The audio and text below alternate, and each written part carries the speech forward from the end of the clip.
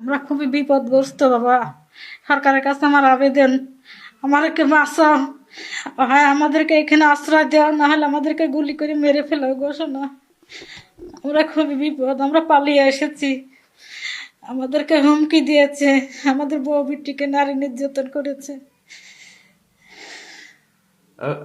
এখন কি চাইছেন আপনারা? আমাকে এখানে কোনো নাগরিক দিক, আমাকে এখানে কোনো আশ্রয় দিক, আমরা আশ্রয় দিতে পাই। আমাদের সরকারের কাছে এই আবেদন যাতে আমরা আশ্রয় পাই, আমরা দুমুঠো যেন ডাল ভাত খেতে পারি। আমরা আমরা খুব বিপদে এসেছি গো।